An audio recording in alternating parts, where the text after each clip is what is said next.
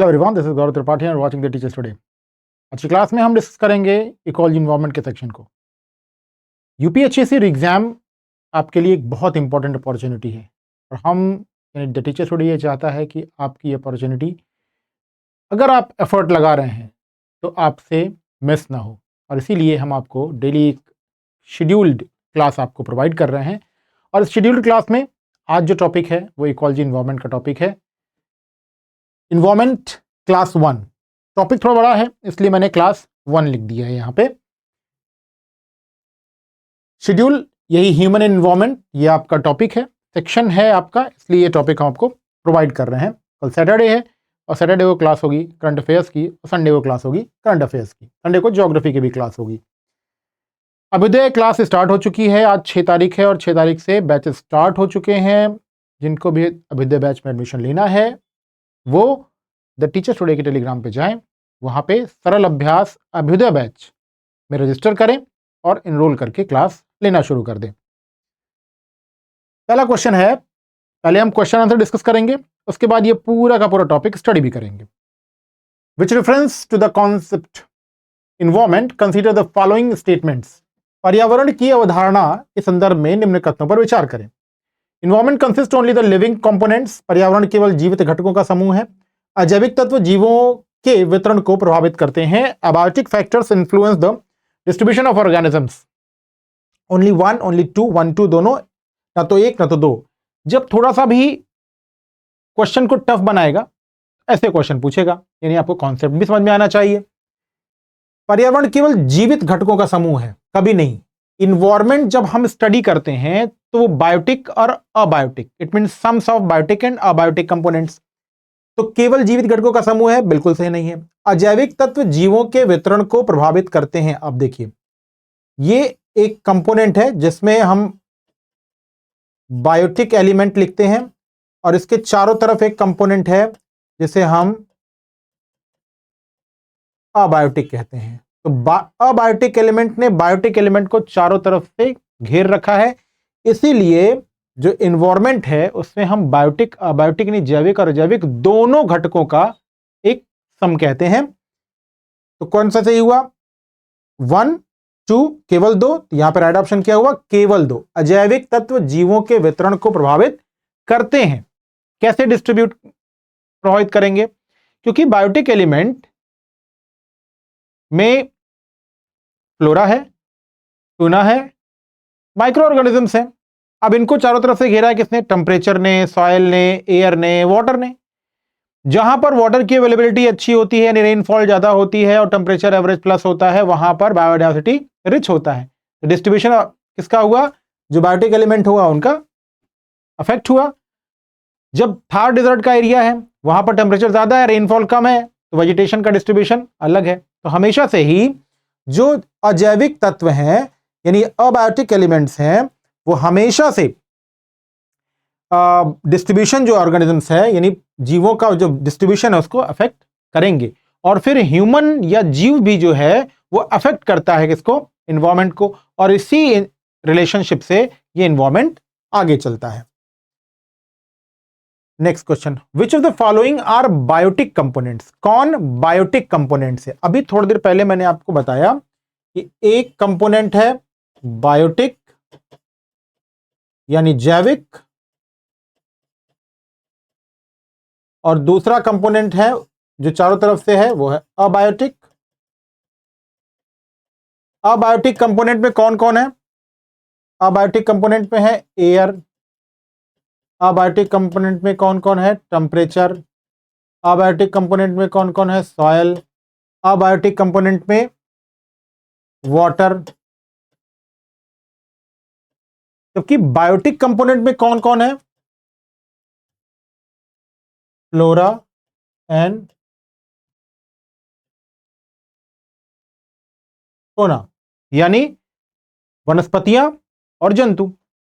अब निम्नलिखित में से कौन सा अजैविक घटक है, अबायोटिक है? Temperature, humidity, fungi. तो टेम्परेचर और ह्यूमिडिटी, ये तापमान और आर्द्रता। ये जो हमने वाटर लिखा है ना, इसकी जगह पे ह्यूमिडिटी भी लिखा जा सकता है।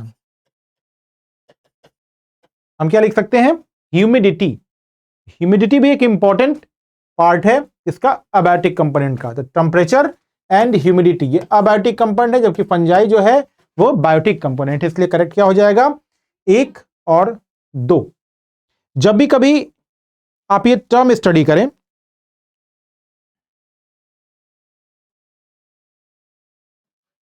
आप जब ये टर्म स्टडी करें तो हमेशा कॉन्सेप्ट में ये बायोटिक अबायोटिक वाला टर्म जरूर रखिए, क्योंकि अगर आप बायोटिक अबायोटिक टर्म नहीं रख रहे हैं तो प्रॉब्लम ये होगी कि आप कॉन्सेप्ट से थोड़ा दूर होंगे, और जैसे ही कॉन्सेप्ट से दूर हुए वैसे ही गलतियां आप करेंगे। इकोलॉजी शब्द का प्रयोग तथा उसका आशय सही रूप में किस विकल्प में दिया है? The term ecology was coined by whom and refers to Darwin evolution of organisms, Linnaeus classification, Haeckel relation of organisms and environment, Odum energy flow. अब देखिए ये 4 पॉइंट आपको पता भी लग गए। डार्विन का जीवों का जो डिस्ट्रीब्यूशन और उनका डेवलपमेंट है वो नहीं, ये इकोलॉजी से रिलेटेड नहीं है। लीनियस जीवों का वर्गीकरण कैरोलस लिनियस ने दिया, क्लासिफिकेशन नहीं, ये भी संबंधित नहीं है। अर्नेस्ट हेकल ने इकोलॉजी वर्ड यूज किया 1866 में, और उन्होंने एक ऐसा टर्म यूज किया जिसका मीनिंग होता है a science which study the functions, the inter relationship, the interdependency, यानी एक दूसरे पर आश्रितता, एक दूसरे से अभिक्रियाशीलता, इन सब की स्टडी जो साइंस करता है, that is called ecology, and it was coined by Ernest Haeckel 1866। Relationship of organisms and environment, organisms right. क्यों ये कहा, क्योंकि यहां पे बायोटिक एलिमेंट है, तो बायोटिक एलिमेंट भी आपस में इंटरेक्ट किया करते हैं। क्यों, हम प्लांट से इंटरेक्ट करते हैं, प्लांट हमसे करता है, और जो अबायोटिक एलिमेंट हैं जैसे वाटर, सॉइल, ये भी तो आपस में इंटरेक्ट करते हैं, और हम भी वाटर और सॉइल से इंटरेक्ट करते हैं। तो बायोटिक अबायोटिक से इंटरेक्ट करते हैं, बायोटिक से इंटरेक्ट करते हैं, जैविक अजैविक से, अजैविक जैविक से, और जो जैविक और अजैविक के एलिमेंट है वो भी आपस में इंटरेक्ट करते हैं। और ये पूरी प्रोसेस साइंस के थ्रू स्टडी होती है, जिसे हम कहते हैं ecology. Next, the main focus of ecology is, पारिस्थितिकी का मुख्य अध्ययन क्षेत्र क्या है? Structure of organisms, origin of organisms, inter relationship among organisms, communities and environment, या स्टडी ऑफ प्लांट्स ओनली? नहीं, स्टडी ऑफ प्लांट्स ओनली वो बॉटनी का पर्पस है, जबकि inter relationship, interdependent, inter related जो सिस्टम है वो इकोसिस्टम है, और उसी इकोसिस्टम का जिसमें रिलेशनशिप ऑर्गेनिजम्स के बीच होता है, रिलेशनशिप कम्युनिटीज के बीच होता है, और रिलेशनशिप जो है वो आपस में भी होता है। तो पर्यावरण के जीव समुदाय और आपस का जो रिलेशनशिप है वो स्टडी किया जाता है इकोलॉजी में। याद रखिएगा, ये बहुत इंपॉर्टेंट टर्म है। विच of the following pairs is not correctly matched? निम्न में से कौन सा युग्म सही सम्मिलित नहीं है? जब भी देखिए क्वेश्चन पढ़िए ना, ये लास्ट में नहीं आए, tail of the question, which of the following pair is not correctly match, जो टेल ऑफ द क्वेश्चन है वो करेक्टली मैच्ड करता है, नहीं करता है, हाँ है, ये सब मेंशन करता है। So tail of the question पे आके फिर होइए।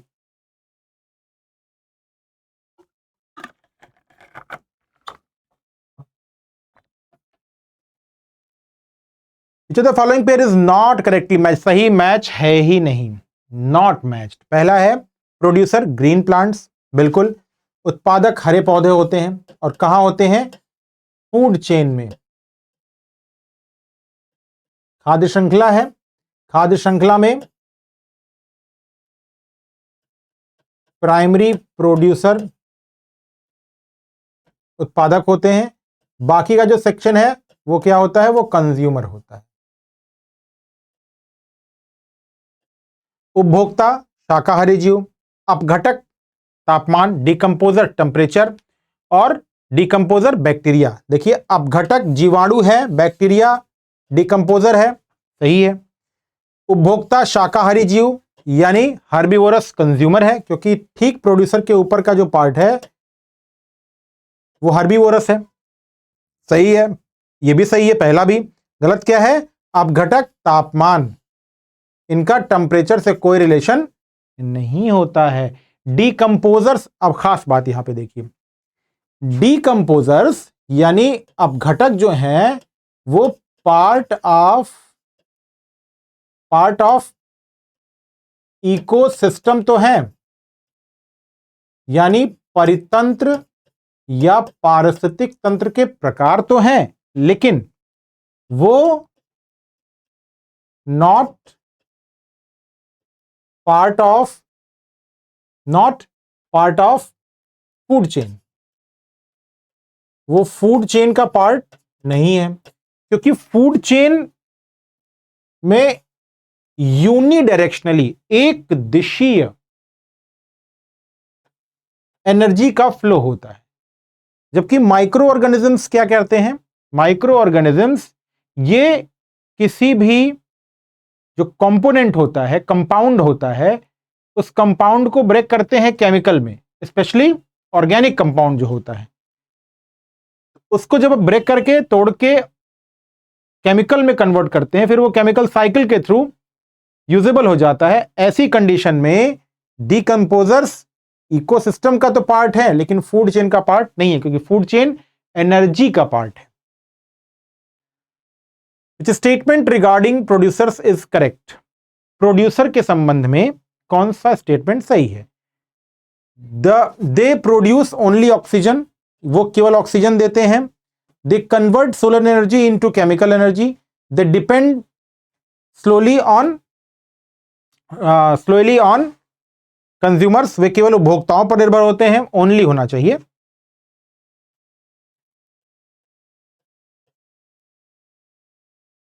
On consumers, they do not use energy, वो कभी ऊर्जा यूज नहीं करते हैं।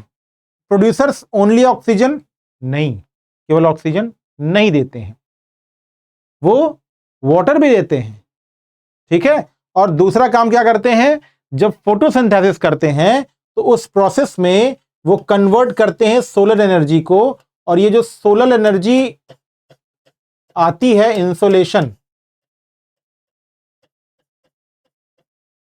इंसोलेशन या इसी को हम सूर्यातप कहते हैं। ये सूर्यातप कैसे आता है? ये सूर्यातप माइक्रोवेव्स में या सूक्ष्म या लघु तरंगों के रूप में आता है, या शॉर्ट वेव्स में। और फिर यही इंसोलेशन जो है वो फिजिकल एनर्जी भी कहते हैं इसे। ये किस रूप में है? फिजिकल एनर्जी, यानी भौतिक ऊर्जा के रूप में।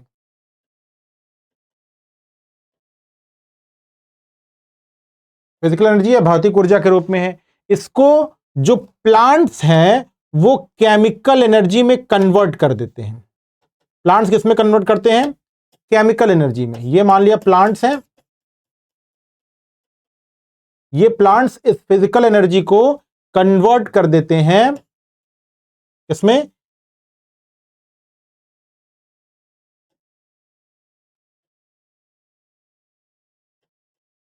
केमिकल एनर्जी में। फिर इस केमिकल एनर्जी को हम क्या करते हैं? यूज कर लेते हैं। दे कन्वर्ट सोलर एनर्जी या फिजिकल एनर्जी को केमिकल एनर्जी में कन्वर्ट करते हैं। Ultimate source of energy for consumers, consumers के लिए अल्टीमेट सोर्स क्या है? Sun. Actually sun is the only component. वैसे तो जो जियोथर्मल एनर्जी होती है वो जियोथर्मल एनर्जी भी सन के साथ अर्थ पे एनर्जी का सोर्स है, लेकिन सन जो है वो हर तरह की एनर्जी का जो पृथ्वी पे है उसका बैकहैंड सोर्स है, पीछे से वही सोर्स है। इसीलिए earth is the only source, मैं कहता हूं earth is the only source of energy, जिससे पृथ्वी पूरी चलती है। फिर इसी सूर्य से जो फिजिकल एनर्जी आती है,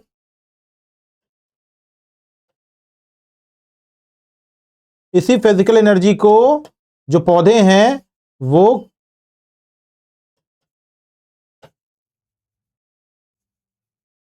केमिकल एनर्जी में कन्वर्ट कर देते हैं, और फिर फोटोसिंथेसिस इसी प्रोसेस को कहते हैं जिससे पौधे भोजन बना के डेवलप होते हैं, बढ़ते हैं। और क्या कह रहा है? उपभोक्ता जीवों की ऊर्जा प्राप्ति का अंतिम स्रोत। एक मिनट, ये जो कॉन्सेप्ट मैंने बताया है ये उत्पादक के लिए है, ये किसके लिए है? उत्पादक के लिए है। और उपभोक्ता की बात कर रहा है, ultimate source of energy of consumers. देखिए ये टेल ऑफ द पार्ट नहीं दिखा तो गलती हो सकती थी। अब कंज्यूमर्स यानी हमारे लिए सोर्स कौन है? तो हमारे लिए सोर्स कौन है? प्रोड्यूसर। हमेशा याद रखिएगा, हमारे लिए सोर्स कौन होगा? प्रोड्यूसर, उत्पादक। हमेशा से दो पार्ट फूड चेन के बेसिकली हैं, एक है प्रोड्यूसर और दूसरा है consumer. Consumer, primary consumer, secondary consumer और फिर टर्शरी कंज्यूमर। प्राइमरी कंज्यूमर्स को हम, ये जो प्राइमरी कंज्यूमर है ना, इनको सेकेंडरी प्रोड्यूसर भी कहते हैं। क्यों? क्योंकि ये सेकेंडरी कंज्यूमर के लिए फूड सोर्स होते हैं और इन्हें हम हर्बीवोरस भी कहते हैं, या ये कह सकते हैं कि वो शाकाहारी होते हैं। तो मांसाहारी जीवों के लिए शाकाहारी जीव क्या है? भोजन है। Absence of decomposers would mainly affect, अगर डिकम्पोजर्स हो ही ना, absence of decomposers would mainly affect, अपघटकों की अनुपस्थिति का सबसे बड़ा प्रभाव किस पर पड़ेगा? ऊर्जा प्रवाह पर पड़ेगा, या पोषक तत्वों के चक्रण पर पड़ेगा, या प्रकाश संश्लेषण पर पड़ेगा, या खाद्य जाल पर पड़ेगा? खाद्य जाल या फूड वेब जो है वो कैसे बनता है? फूड वेब बनेगा फूड चेन से। किससे बनेगा? फूड चेन से। ठीक है, मल्टीपल फूड चेन्स मिलकर फूड वेब बना देती हैं। और खाद्य जाल या फूड वेब का रिलेशन फूड चेन से होता है। प्रकाश संश्लेषण कौन करता है? प्लांट्स करते हैं। पोषक तत्वों का जो चक्रण है ये तभी होगा जब डिकम्पोजर्स या अपघटक जो हैं वो डिकम्पोज करेंगे या वो अपघटन करेंगे किसी चीज का। तो जब वो अपघटन करेंगे तभी कोई भी पार्ट जो है हमारी बॉडी का, पेड़ पौधों का, जीव जंतुओं का, वो सब केमिकल कंपाउंड जो होगा वो किस में कन्वर्ट होगा? केमिकल में कन्वर्ट होगा। फिर उसका क्या होगा? साइकिल। आपने सुना होगा हाइड्रोजन साइकिल, आपने सुना होगा कार्बन साइकिल। तो ये जो साइकिल है वो साइकिल तभी होगा जब कंपाउंड केमिकल्स में कन्वर्ट होंगे। और ये करता कौन है? डिकम्पोजर्स करते हैं, यानी अपघटक करते हैं। विच of the following is not a correct example of the ecosystem? कौन इकोसिस्टम का करेक्ट एग्जाम्पल नहीं है? इकोसिस्टम स्टार्ट होता है, नैनो इकोसिस्टम साइज के आधार पे कहें तो वो ड्रॉप से स्टार्ट होता है। Drops of water, drops of water, drops of water का से ही इकोसिस्टम स्टार्ट होता है। फिर वो pond, forest, ocean, a single tree और अ माउंटेन टॉप। कौन सा पारिस्थितिक तंत्र का उदाहरण नहीं है? तालाब, जंगल, महासागर, पर्वत शिखर पर अकेला वृक्ष। तालाब एक इकोसिस्टम है,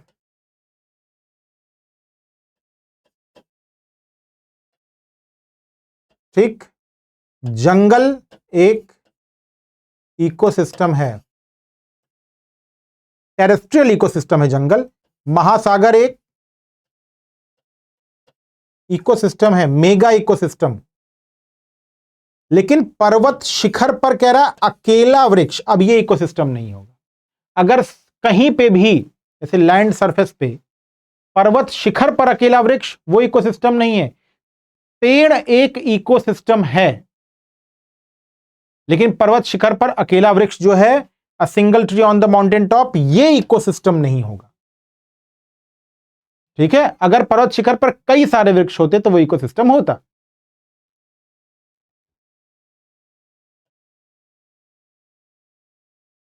Who introduced the term ecosystem and what was its main focus? Ecosystem शब्द किसने दिया तथा उसका मुख्य उद्देश्य क्या था? केवल जीव वर्गीकरण? नहीं। हैकल का जीव वर्गीकरण? नहीं। Tansley integration of biotic and abiotic component, A G Tansley 1935 ने integration of biotic and abiotic component दिया। ओडम ने फूड चेन दिया। आप देखिए यहां पे आपको पता भी लगेगा। तो एजी टांसले ने जैविक और अजैविक घटकों का समग्र अध्ययन किया और यही क्या है, ecosystem.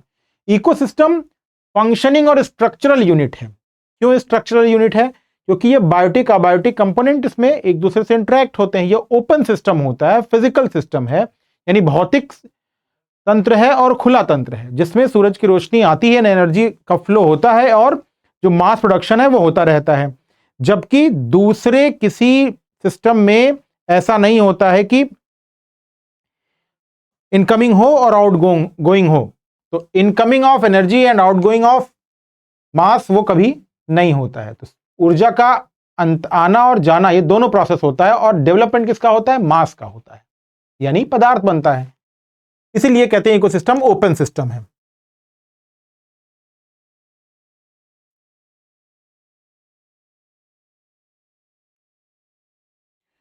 Correct sequence in a food chain, एक फूड चेन में करेक्ट सीक्वेंस क्या है? मांसाहारी, शाकाहारी, पौधे, नहीं, पौधे, शाकाहारी, मांसाहारी, ये करेक्ट है। ठीक है, प्लांट होगा, फिर हर्बीवोरस होगा, फिर कार्निवोरस होगा और फिर उसके बाद कौन आएगा, omnivorous.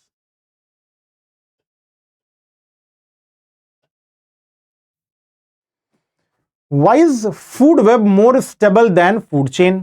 Food web, food chain unidirectionally energy movement का पार्ट है। यह है फूड चेन, जिसमें एक दिशा में क्या होता है, ऊर्जा का स्थानांतरण होता है। जबकि फूड वेब में क्या होता है, एनर्जी का जो ट्रांसफर है वो कई अलग अलग दिशाओं में होता है और इसका एडवांटेज क्या होता है, मोर टैंगल्ड, कॉम्प्लेक्स, यानी एक दूसरे में गुथी हुई, नेटेड, एक दूसरे से उलझी हुई, ज्यादा मल्टीपल रास्तों पे एनर्जी का ट्रांसफर होना होता है और ऐसी कंडीशन को हम कहते हैं फूड वेब, खाद्य जाल। जितना ही अच्छा, कई सारी फूड चेन मिलकर के एक खाद्य जाल बनाती हैं, खाद्य श्रृंखलाएं मिलकर खाद्य जाल बनाती हैं। जितना ही ज्यादा मल्टीपल रूट होंगे किसी भी खाद्य जाल के या फूड वेब के, उतना ही stable, rich and diverse ecosystem होगा। क्योंकि इसमें केवल एक मार्ग होता है, नहीं, खाद्य जाल खाद्य श्रृंखला की तुलना में अधिक स्थिर होता है। तो खाद्य जाल अधिक स्थिर होता है, एक मार्ग होता है, ये इकोसिस्टम में होता है, ये फूड चेन में होता है। ये किसमें होगा, फूड चेन में होगा। देखिए ऊर्जा प्रवाह क्या होता है, रुक जाता है, नहीं, ऊर्जा का प्रवाह नहीं रुकता है, क्योंकि वैकल्पिक ऊर्जा के मार्ग उपलब्ध होते हैं। हमेशा से खाद्य जाल में क्या है, वैकल्पिक ऊर्जा के मार्ग हैं। जैसे एग्जांपल बताते हैं, यहां पे है ग्रास और यहां पे है फसल, क्रॉप। अब ग्रास और फसल दोनों को खा सकता है ग्रास हॉपर, यानी टिड्डा। अब अगर खाद्य जाल है, ग्रास के ऊपर ग्रास हॉपर है, ग्रास हॉपर के ऊपर घास का एरिया है ना, तो फ्रॉग है और फ्रॉग के ऊपर स्नेक है, ऐसा खाद्य श्रृंखला मौजूद है। फिर यहां पे ग्रास है, क्रॉप है, ग्रास हॉपर है, बर्ड्स हैं, बर्ड्स के बाद कैट है, ठीक है, कैट के ऊपर दूसरा जानवर है। अब खास बात देखिए क्या, अगर दो आपस में खाद्य श्रृंखलाएं पास पास हैं, मिली हुई हैं, मान लिया घास खत्म हो गई तो ग्रास हॉपर के पास क्रॉप खाने के लिए है, तो फूड चेन चल रही है, फूड वेब चल रहा है। अगर दो अलग अलग खाद्य श्रृंखलाएं नहीं होती तो क्या होता, अगर क्रॉप खत्म तो ये फूड चेन ब्रेक, क्योंकि क्रॉप खत्म तो ग्रास हॉपर खत्म, ग्रास हॉपर खत्म तो बर्ड्स और कैट को पर्याप्त रूप से भोजन नहीं मिलेगा। लेकिन यहां पर एक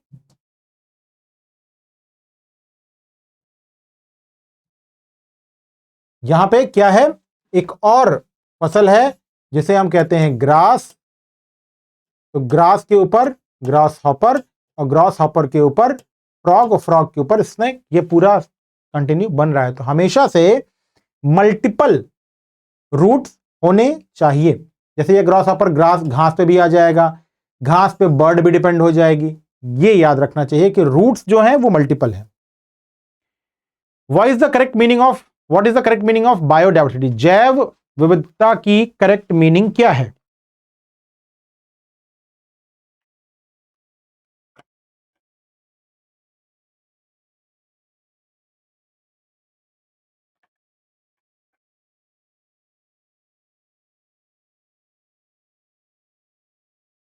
what is the correct meaning of biodiversity? Only number of species, केवल प्रजातियों की संख्या, केवल पौधों की विविधता नहीं, ये दोनों चाहिए। जीवों की विविधता चाहिए, अनुवांशिक प्रजातियों एवं पारिस्थितिक स्तर पर सभी प्रकार की डाइवर्सिटी। जब भी हम डाइवर्सिटी की बात करते हैं तो ये फूड चेन है। फूड चेन में ये ट्रॉपिक्स हैं। फूड चेन में क्या है? इन्हें कहते हैं ट्रॉपिक्स, या कह सकते हैं इन्हें ऊर्जा स्तर, ट्रॉपिक लेवल या ऊर्जा स्तर। ट्रॉपिक लेवल्स में एनर्जी का फ्लो एक दिशीय, 10% लिंडमान्स 10% energy law,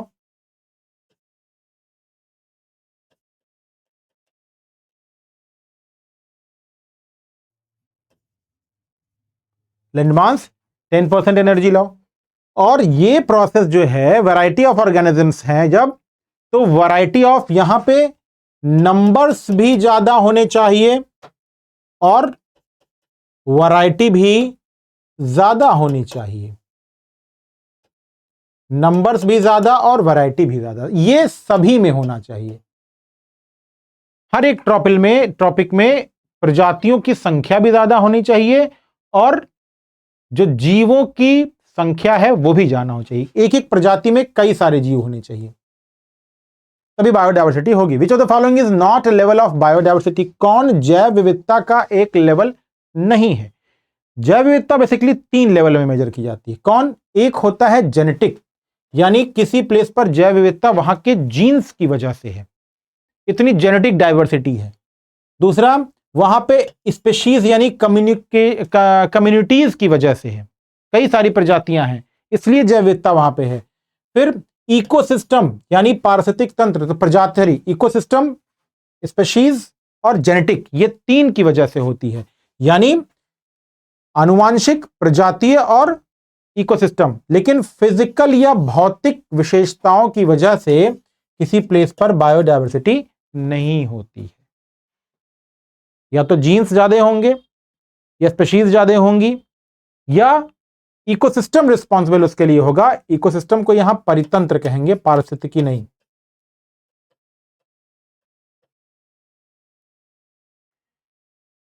Why is biodiversity highest in tropical rainforest? Tropical rain forest में इसलिए बायोडाइवर्सिटी ज्यादा होती है क्योंकि प्रोडक्शन को 2 चीजें चाहिए। क्या? एक ह्यूमिडिटी और दूसरा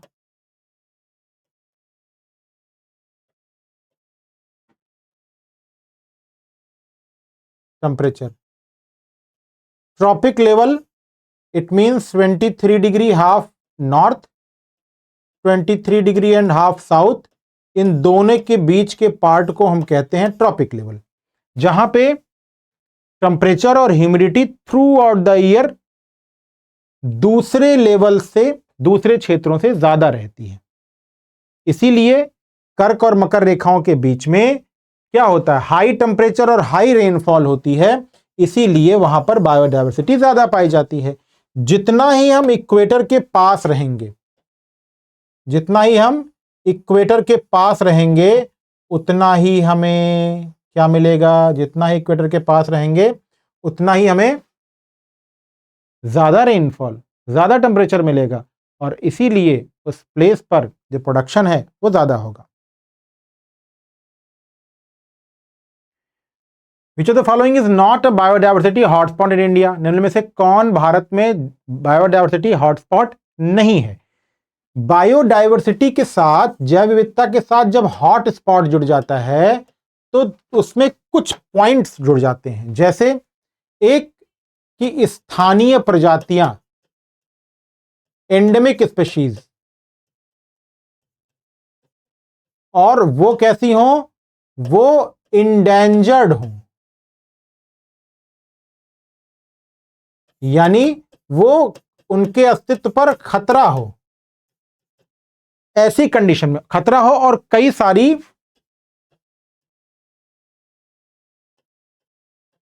नष्ट हो चुकी हो काफी प्रजातियां। अब जब ऐसी कंडीशन कहीं पे होगी तो उसे हम बायोडायवर्सिटी हॉटस्पॉट कहते हैं। भारत में 4 बायोडायवर्सिटी हॉटस्पॉट हैं। वेस्टर्न घाट एक बायोडायवर्सिटी हॉटस्पॉट, हिमालय दूसरा biodiversity hotspot, Sundarban biodiversity hotspot नहीं है, बायोडायवर्सिटी रिच रीजन है पर हॉटस्पॉट नहीं है। सुंदरबन की जगह है Sundaland.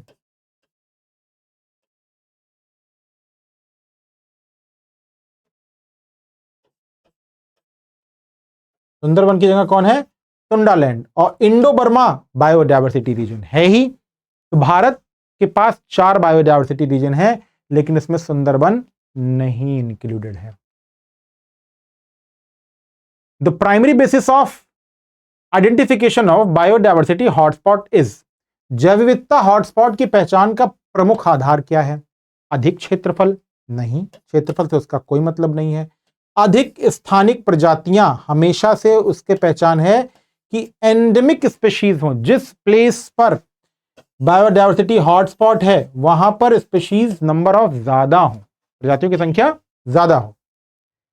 The most significant anthropogenic causes of biodiversity loss, सबसे ज्यादा एंथ्रोपोजेनिक कॉजेज बायोडायवर्सिटी लॉस का क्या है? एंथ्रोपोजेनिक जब कहेंगे तो मतलब मानव निर्मित। क्या है? Natural selection? नहीं, प्राकृतिक चयन की वजह से नहीं बायोडायवर्सिटी खत्म होती है। आवास विनाश, अब आवास विनाश में जिसमें हैबिटाट डिस्ट्रक्शन भी आता है और हैबिटाट स्कैटरिंग यानी बिखराव भी आता है। हैबिटाट का बिखराव और हैबिटाट का स्कैटर, ये दोनों आता है। वॉल्केनिक इरप्शन की वजह से जैव विविधता कम होती है, लेकिन हर जगह नहीं होती है। ग्लेशियर मेल्टिंग की वजह से भी जैव विविधता को फर्क पड़ता है, लेकिन जितना ज्यादा हैबिटाट डिस्ट्रक्शन या कह लें बिगेस्ट कॉज जो है ये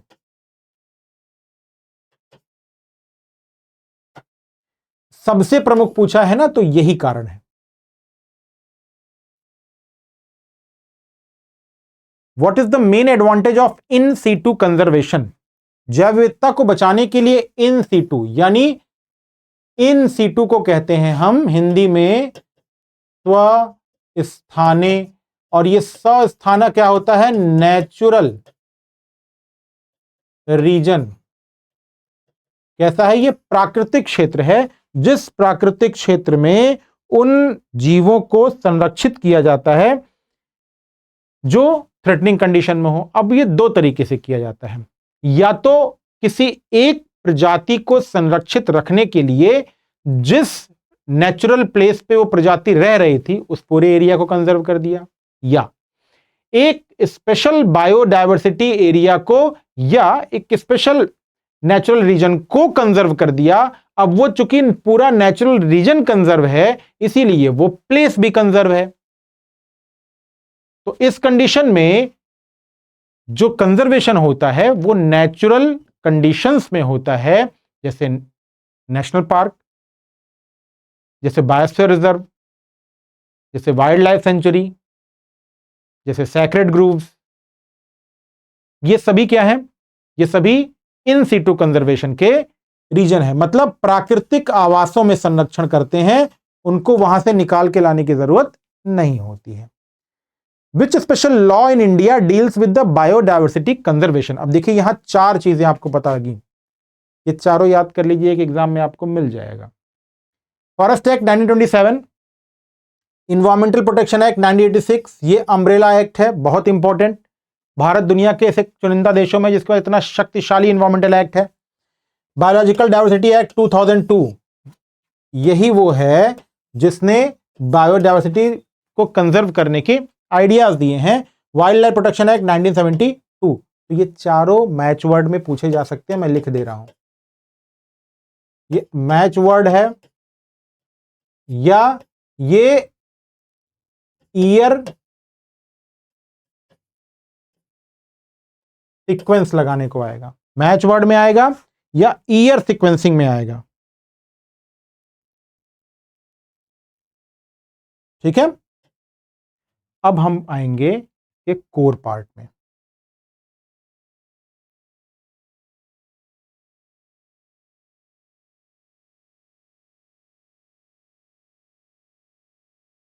जो एस्पिरेंट अभ्युदय में एडमिशन लेंगे उनको ऐसे ही हैंड रिटन नोट्स या उनको प्रिंटेबल नोट्स मिलेंगे, ताकि इसे प्रिंट कराइए और पढ़िए।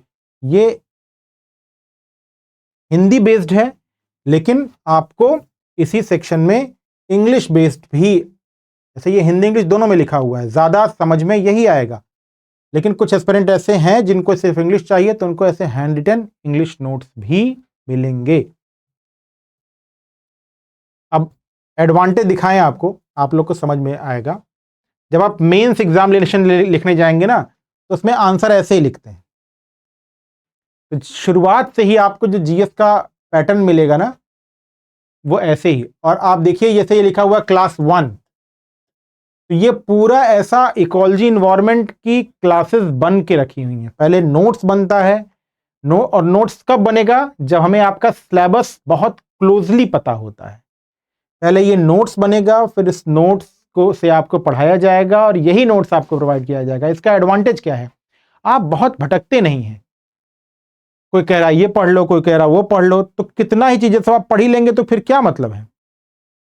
तो इसलिए आपको ऐसे ही नोट्स प्रोवाइड किए जाएंगे जो आप एग्जामिनेशन में सरलता से पढ़ सकें, और जिससे आपको आने वाले टाइम में कैसे लिखा जाता है मेंस एग्जामिनेशन जैसा पॉइंट भी पता चले। ठीक है, चलिए।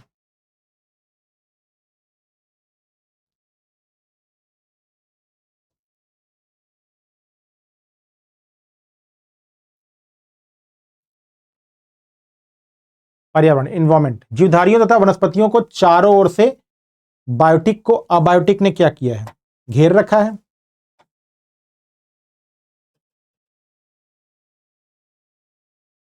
बायोटिक को अबायोटिक ने घेर रखा है। ये बायोटिक एलिमेंट है, ये बायोटिक है। इसको अबायोटिक में कौन कौन है?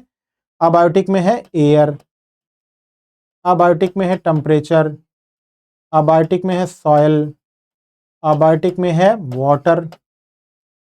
इन सभी ने घेर रखा है। और इसमें कौन है? फ्लोरा और फौना। इन्वायरमेंट शब्द की उत्पत्ति किससे हो रही है? फ्रेंच वर्ड है, ये यही याद रखिएगा। किससे हो रही है? एक फ्रेंच वर्ड है और उसका नाम है इन्वायर्नर। कौन सा फ्रेंच वर्ड है? इन्वायर्नर नाम है, ये हुई है। इन्वायर्नर का अर्थ है क्या? नेबरहुड, पड़ोस। इन्वायर्नर का अर्थ क्या है? नेबरहुड या पड़ोस। अब देखिए इन्वायरमेंट होता क्या है? What is an environment? Simply हम जानते हैं जो ऊपर वाला पार्ट, लेकिन जब थोड़ा डिफाइन करेंगे तो वो कुछ इस तरीके से आता है। पहला तो क्या करता है? जीवन को विकसित करता है, डेवलप द लाइफ। अगर इन्वायरमेंट ना हो तो हमारा जीवन डेवलप नहीं होगा। डेवलप द लाइफ, जीवों को पोषित करता है।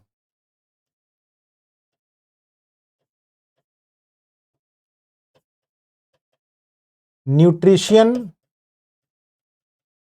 प्रोवाइड करता है, it provides the nutrition. Nature ही तो देता है, जिसे हम पर्यावरण कहते हैं या जिसे हम एनवायरनमेंट कहते हैं।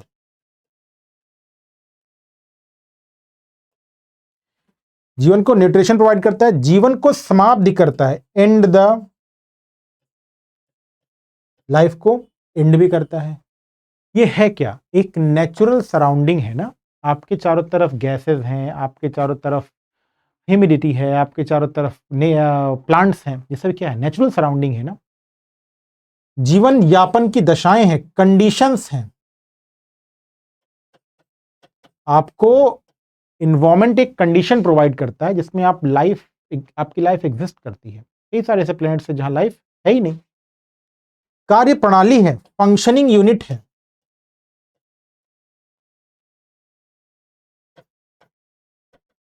क्यों फंक्शनिंग यूनिट है? क्योंकि एक दूसरे से बायोलॉजिकल और अबायोटिक एलिमेंट्स इंटरेक्ट करते हैं, फिर वो बायोटिक एलिमेंट भी आपस में इंटरेक्ट करते हैं, अबायोटिक भी इंटरेक्ट करते हैं, एक दूसरे को क्या करते हैं? अफेक्ट करते हैं, मानव तथा जंतुओं को प्रभावित करता है। affects the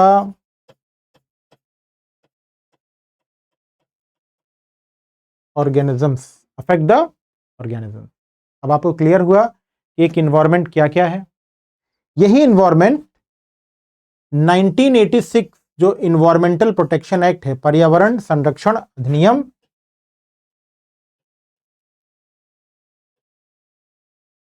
environmental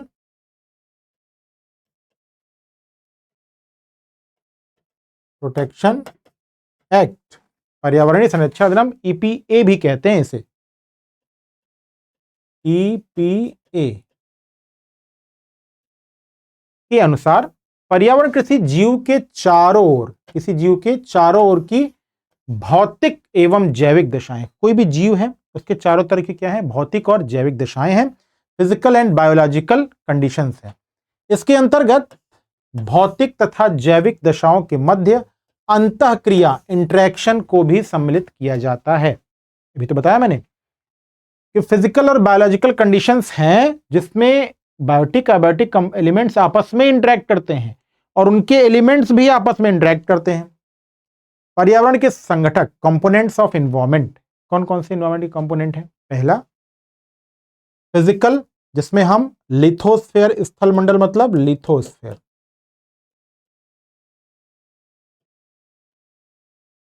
Bhumi, land, soil, air, light, temperature और वाटर।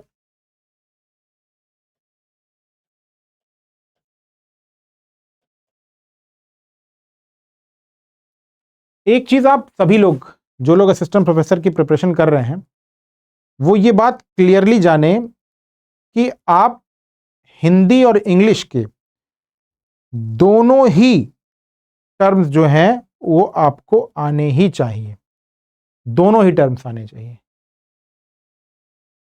ठीक है, केवल एक टर्म नहीं, हिंदी और इंग्लिश दोनों का टर्म आना चाहिए।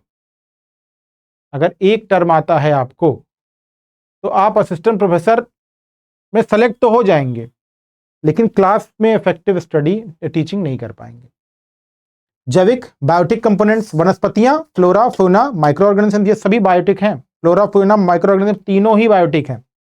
एनर्जी संगठन में, ऊर्जा में कौन है? सोलर एनर्जी और जियोथर्मल एनर्जी, यानी सूर्य ताप और भूमि के नीचे से जो तापमान आता है वो, क्योंकि अर्थ के नीचे जो प्ल्यूम है यानी लावा है वो मूव करता रहता है और उस मूवमेंट से एनर्जी रिलीज होती रहती है।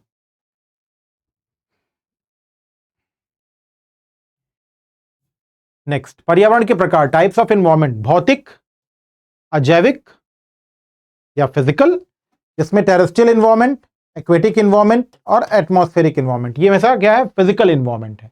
इसीलिए कहते हैं कि एनवायरनमेंट, इकोसिस्टम जो है वो फिजिकल होता है। बायोटिक में फ्लोरल एनवायरनमेंट और फ्यूनल एनवायरनमेंट, यानी वनस्पति और जंतु, डिवीजन है। अब यहां पे देखिए, मानव और पर्यावरण संबंध, human environment relationship, human environment relationship हुआ ना पहले ह्यूमन का जब इवोल्यूशन हुआ, तो वो क्या करता था? Period of hunting and food gathering, nature के साथ शिकार करता था जंतुओं का और फूड गैदरिंग करता था, कंदमूल।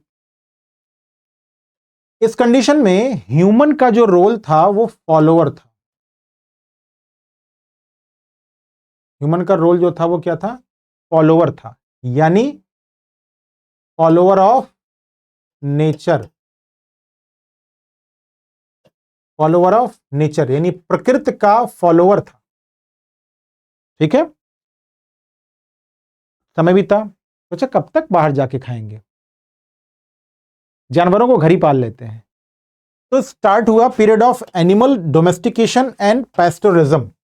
अब यहां पर उसने क्या किया, जंगली जानवरों के, जानवर जो दूर थे उनको पाल लिया, अपने साथ रखा, और स्टार्ट हुआ ह्यूमन की सोशल लाइफ,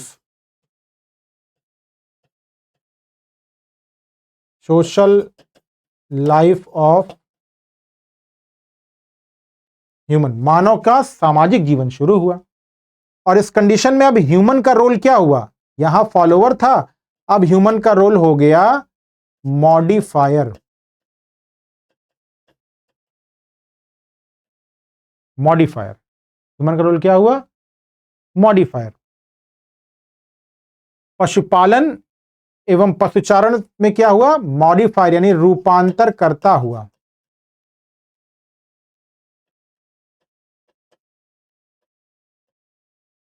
क्या हुआ, रूपांतर करता। पौध पालन एवं कृषि काल, period of plant domestication and agriculture, period of plant domestication and agriculture, पौध पालन एवं कृषि काल, पौध पालन एवं कृषि काल, period of plant domestication and agriculture. अब यहां पे क्या हुआ, यहां पे पौधे उगाने लगा, यानी फसल, एग्रीकल्चर की स्टार्ट हुआ। अब एग्रीकल्चर के स्टार्ट से क्या होता है, जो ह्यूमन फॉलोवर था, मॉडिफायर आया, अब यहां पे चेंजर हो गया, यानी परिवर्तन करता, या ये कह सकते हैं यहां पर मॉडिफायर था, अब वो चेंजर बन गया, परिवर्तन करता बन गया, जंगल काटे, फसल उगाई, खेत बनाए, टाइम और बीता। साइंस एंड टेक्नोलॉजी आया, मॉडर्न एरा आया, period of science technology and industrialisation. अब इस टाइम में क्या हुआ, एडवांस लाइफ स्टार्ट हुई, और ह्यूमन का जो रोल था वो क्या हो गया, वो डिस्ट्रॉयर हो गया। क्या हो गया, डिस्ट्रॉयर हो गया। विज्ञान प्रौद्योगिकी में औद्योगिकरण में क्या हुआ, डिस्ट्रॉयर हो गया। ठीक है, आज हम किस रोल में हैं, डिस्ट्रॉयर के रोल में हैं। इकोलॉजी एंड इकोसिस्टम, पारिस्थितिकी एवं पारिस्थितिक तंत्र। इकोलॉजी टर्म और इकोलॉजी के से बना हुआ है, इसकी चर्चा हम कर चुके हैं, 1866 में बना हुआ था। इकोलॉजी मीन्स, और इकोज मीन्स हाउस या घर, लॉजी मतलब स्टडी, और किसकी study, study of environment,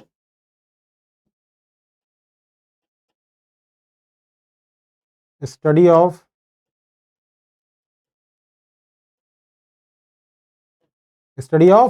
environment.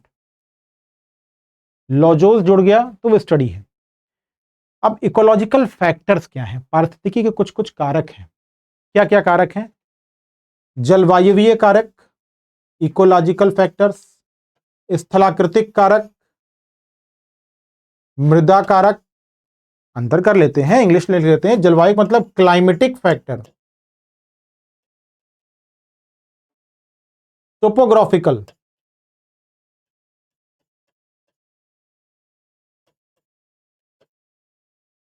मृदीय यानी सॉयल फैक्टर, और जैविक यानी बायोटिक फैक्टर। तो क्लाइमेटिक में कौन है, लाइट है, टेम्परेचर है, वाटर एंड रेन है, एटमॉस्फेरिक ह्यूमिडिटी है, वायुमंडलीय नमी। टोपोग्राफिकल में कौन कौन है, एल्टीट्यूड्स, स्लोप एंड एक्सपोजर। मृदा में कौन कौन है, मिनरल मैटर है, ऑर्गेनिक मैटर है, एल्गी है, सॉइल है, वाटर है, ये सब।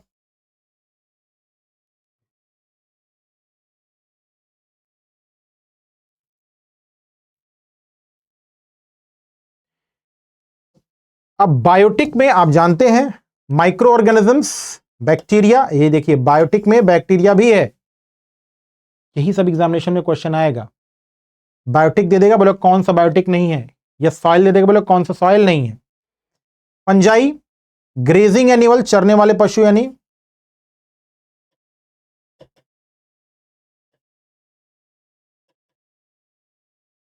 परजीवित, पैरासाइट, सहजीवी जिनमें संबासिस इफेक्ट होता है।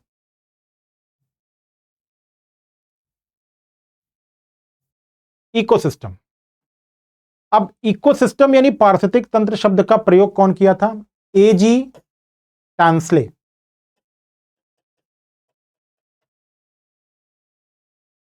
कब किया? 1935 में किया। और यह है क्या? भौतिक तंत्रों का, यानी जब भी इकोसिस्टम नाम लेंगे तो यह फिजिकल सिस्टम है। क्या है ये? फिजिकल सिस्टम है। भौतिक तंत्र का प्रकार है जिसकी रचना जैविक और अजैविक घटकों से, यानी बायोटिक और अबायोटिक घटकों से होती है, आप जानते हैं। और ये है क्या? Ecosystem is a symbol. Ecosystem क्या है? एक सिंबल है of structure and function of nature. Structure and function of nature, यानी संरचना का और कार्य प्रणाली दोनों का, किसी एक का नहीं, फंक्शन का और स्ट्रक्चर का, दोनों का सिंबल है। और ये किसको रिप्रेजेंट करता है? ये रिप्रेजेंट करता है नेचर को, प्रकृति को। विशेषताएं क्या हैं? क्या विशेषताएं हैं? पहला, ये structure and well organise system होता है, हमेशा से वेल ऑर्गेनाइज्ड है, स्ट्रक्चर्ड है। बायोटिक अबायोटिक होंगे, अबायोटिक के एलिमेंट्स होंगे, बायोटिक के कंपोनेंट्स होंगे, और ये एक दूसरे से वेल ऑर्गेनाइज्ड फॉर्म में होंगे, वेल इंटरैक्ट फॉर्म में होंगे, अच्छी तरीके से अभिक्रिया कर रहे होंगे, व्यवस्थित भी होंगे। जो व्यवस्थित नहीं होते वो इकोसिस्टम धीरे धीरे डेड हो जाता है।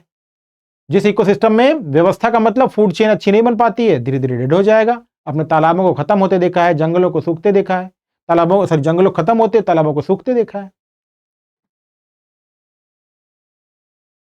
सूखने का मतलब पानी सूख तो बारिश की ना होने की वजह से भी सकता है, लेकिन कभी कभी क्या होता है कि पानी में टॉक्सिक एलिमेंट्स बढ़ जाते हैं। उसका रीजन होता है कि उसकी फूड चेन खत्म हो जाती है। इकोसिस्टम नेचुरल रिसोर्सेज का सिस्टम है, सभी जानते हैं। इकोसिस्टम को प्रोडक्टिविटी, उसमें ऊर्जा की सुलभता, यानी कोई इकोसिस्टम की जो प्रोडक्टिविटी है, उत्पादकता, कोई इकोसिस्टम कितना प्रोडक्शन कर सकता है, ये किस पे डिपेंड करेगा? ये डिपेंड करेगा कि कितनी एक्सेसिबिलिटी, वहां पर एनर्जी, आसानी से एनर्जी कितनी एक्सेसिबल है। और दूसरा कि उस पर डिपेंड करती है कितना एक्सेसिबल है एनर्जी, उसी पे डिपेंड करेगी। अगर एनर्जी नहीं मिल रही है, क्योंकि एनर्जी का इनकमिंग और आउटगोइंग होते रहना चाहिए, वरना इकोसिस्टम डेड हो जाता है। इकोसिस्टम में विभिन्न प्रकार की डिफरेंट टाइप की ऊर्जा द्वारा संचालित पावर्ड एनर्जी होती है, अलग अलग सिस्टम से। इकोसिस्टम तंत्र एक खुला तंत्र है, ओपन तंत्र है, जिसमें पदार्थ यानी मैटर तथा एनर्जी की सतत निवेश, इनपुट और आउटपुट होता रहता है। यही तो बात है कि इनपुट भी होना चाहिए एनर्जी का, आउटपुट भी होना चाहिए।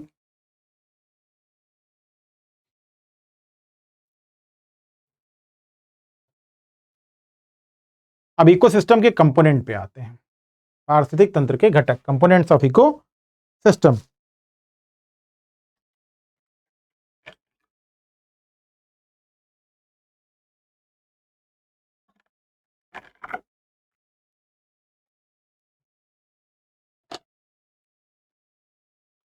जैविक कारक, बायोटिक फैक्टर, उत्पादक, उपभोक्ता और अपघटककर्ता। यानी बायोटिक फैक्टर्स में कौन कौन होगा? प्रोड्यूसर होगा, कंज्यूमर होगा, डिकम्पोजर होगा। अबायोटिक में आएंगे तो दो, कार्बनिक। अबायोटिक में कौन कौन है? दो, ऑर्गेनिक और इनऑर्गेनिक। कौन कौन होगा? ऑर्गेनिक और इनऑर्गेनिक।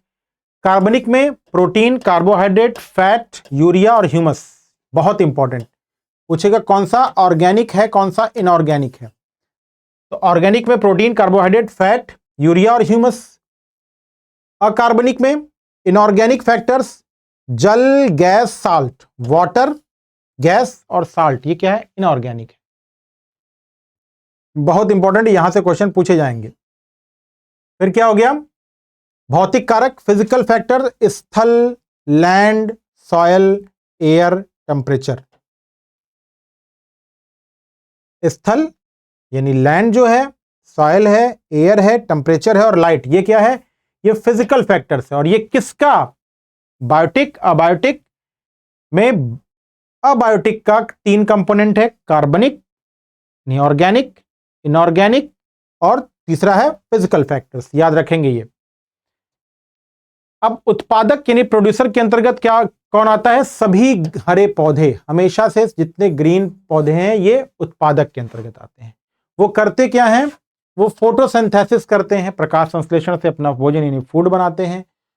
प्रोड्यूसर जो होता है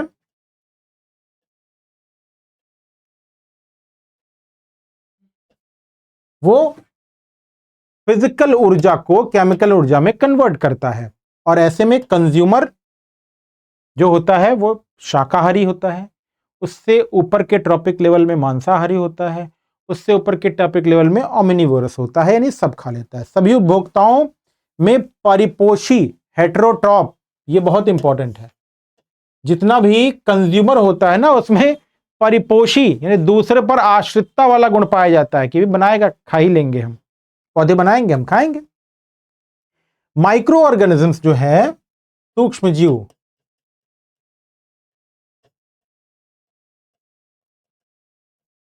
सूक्ष्म जीव उत्पादकों तथा उपभोक्ताओं की यानी जो प्रोड्यूसर है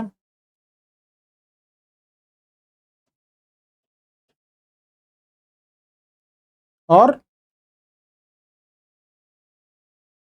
कंज्यूमर है कि मृत्यु के पश्चात, डेड होने के बाद उसके शरीर को क्या करते हैं? डिकम्पोज करते हैं, केमिकल कंपाउंड्स को केमिकल में रिलीज करते हैं, फिर वो साइकिल में कन्वर्ट होकर के फिर से यूजेबल हो जाता है। डिकम्पोजर के अंतर्गत मृतोपजीवी, कवक, फंजाई यानी स्पैरोफाइटिक, फंजाई और जीवाणु यानी बैक्टीरिया आते हैं। ये बहुत इंपॉर्टेंट है, यही पूछता है कि कौन डिकम्पोजर्स में कंसीडर होते हैं, कौन डिकम्पोजर्स कंसीडर नहीं होते हैं। बस आपको यही आइडेंटिफाई कर लेना है। ये सब हम पढ़ चुके हैं। बायोटिक अबायोटिक हो गया, इकोलॉजी हो गया, ecological factors, ecosystem, components of ecosystem, consumers, decomposers, types of ecosystem. अच्छा देखिए टाइप्स ऑफ इकोसिस्टम, अच्छा वही पढ़ लिए हमने। यहाँ पे फूड चेन और फूड वेब एक बार देख लेते हैं। इन इकोसिस्टम लिविंग ऑर्गेनिजम्स यानी जीवित जीव are connected with each other, एक दूसरे से क्या रहते हैं? कनेक्ट रहते हैं, जुड़े रहते हैं। Food chain is a sequence of organism, ये क्या है? एक सीक्वेंस है, क्रम है। और किसमें? विच, जिसमें वन प्रे यानी एक जीव डिपेंड्स अपॉन प्रीसीडिंग वन, यानी एक प्रजातियों का या जीवों का जो ग्रुप है वो दूसरों पे, एक अगले पे या अगला जो है वो पिछले पे आश्रित रहता है। टर्शरी, अब देखिए ये प्राइमरी प्रोड्यूसर है, second primary consumer, secondary consumer, tertiary consumer. Primary में कौन कौन है? प्लांट, एल्गी, बैक्टीरिया, ये प्राइमरी हो गए। प्राइमरी कंज्यूमर में कौन है? हर्बीवोरस, जिसमें ग्रास हॉपर, काऊ, रैट, स्क्वेरल, फ्रॉग, गोट, ह्यूमन, प्राइमरी कंज्यूमर्स। सेकेंडरी में कौन आएगा? Snake, bird, tiger, dog and jackal. Tertiary में कौन आएगा? Hoc, eagle. ह्यूमन ओमनीवोरस में भी यानी टर्शरी में भी आता है। इन्हें कहते हैं हम ट्रॉपिक लेवल्स, और इन्हीं में एनर्जी का जो ट्रांसफर होता है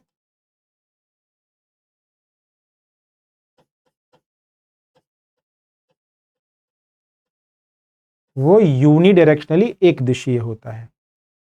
food chain develop in every ecosystem, कोई भी इकोसिस्टम होगा उसमें खाद्य श्रृंखला जरूर होगी, चाहे वो माउंटेन हो, फॉरेस्ट हो, ट्री हो, लेक हो, डेजर्ट हो, हर जगह होगा। In a food chain energy goes unidirectionally, एक दिशा में जाएगी। 10% के लिंडमान्स लॉ पे जाएगी, लिंडमान का 10% का जो नियम है वो इसी हिसाब से जाएगी। नहीं, हर एक ट्रॉपिक लेवल 90% खुद कंज्यूम कर लेता है, 10% ही ऊपर को बेचता है। तो एनर्जी का परसेंट तो कम होता है, लेकिन एनर्जी का कॉन्सेंट्रेशन जो होता है वो इंक्रीज होता जाता है, क्योंकि ऊपर नंबर ऑफ एनिमल्स कम होते हैं। तो जो कम मात्रा में ऊर्जा पहुंचती है वही बहुत नुकसान कर देती है। इसीलिए जो हम केमिकल डालते हैं वो केमिकल ऊपर पहुंचते हुए बायोडायवर्सिटी को खत्म करता है। तो केमिकल जो हम घासों में डालेंगे वो सबसे ज्यादा नुकसान किसको करेगा? टॉप कंज्यूमर को नुकसान करता है, क्योंकि वहां नंबर संख्या कम होती है और जीव कुछ समस्या या बीमारियां ज्यादा फैलती हैं। फूड वेब, खाद्य जाल। खाद्य जाल में in an ecosystem several food chain exist when the organism one of, वही बात है कि कई सारी खाद्य श्रृंखलाएं हैं। एक ग्रीन प्लांट्स है, एक ग्रास है, एक फॉरेस्ट है, एक क्रॉप है। अब क्रॉप को कौन खा रहा है? रैट। रैट को कौन खा रहा है? बर्ड। बर्ड को कौन खा रहा है? वोल्फ। पहला स्क्वायरल। अब स्क्वायरल को कौन खा ले रहा है? बर्ड भी खा ले रहा है। स्क्वायरल को स्नैक भी खा ले रहा है। ग्रॉस हॉपर को फ्रॉग। अब गोट को स्नैक, अजगर पा जाएगा, खा लेगा। ऐसे क्या हुआ? मल्टी। कैट को वोल्फ, फिर फ्रॉग को वाइल्ड डॉग, फिर टाइगर को ईगल। अब हुआ क्या? मल्टी रूट हो गए ना, एक से ज्यादा ऊर्जा का ट्रांसफर हो रहा है। तो एनर्जी का ट्रांसफर जो होगा वो फूड वेब में होगा। और in a food web food chains have ecological relationship. Food, खाद्य श्रृंखला में क्या होता है? खाद्य जाल में क्या होता है? खाद्य श्रृंखला के बीच में आपस में रिलेशनशिप होती है, टेंगल्ड होते हैं, जुड़े रहते हैं। In a food web energy transfer multi directionally, एक से अधिक रास्तों से ऊर्जा का ट्रांसफर होता है। तो अगर खाद्य श्रृंखला है तो एनर्जी का ट्रांसफर एक दिशा में, अगर खाद्य जाल है तो एनर्जी का ट्रांसफर एक से अधिक दिशा में। और इस ट्रांसफर से क्या होता है कि ज्यादा स्टेबिलिटी रहती है। सभी स्पेशीज को, एवरी ट्रॉपिक लेवल की जो स्पेशीज होती है उनको क्या मिलता है? उनको फूड जो है आसानी से मिल जाता है। अ कॉम्प्लेक्स, बहुत गठी हुई, डेंस, घनी, टेंगल्ड, नेटेड, बनी हुई food web is a sign of strong and stable ecosystem. वो चिन्ह है कि बहुत स्ट्रांग होगा इकोसिस्टम, क्योंकि कोई एक भी, मान लिया स्क्वायरल खत्म हो जाए तो बर्ड्स को रैट मिल जाएगा, ग्रॉस हॉपर को भी बर्ड्स मिल जाएंगी। तो कोई एक फूड चेन या एक फूड चेन का कोई ट्रॉपिक लेवल का स्पेशीज खत्म भी हो जाएगा तो जो पूरा का पूरा सिस्टम है वो कोलैप्स नहीं होगा। ये खास बात होती है खाद्य जाल की। इन सभी से क्वेश्चन जरूर पूछा जाता है। चलिए आज क्लास में इतना ही, नेक्स्ट क्लास में फिर मिलेंगे हम। मेहनत से पढ़िए, कोई भी क्वेरी हो 6393565662 पे व्हाट्सएप कर सकते हैं। Good bye.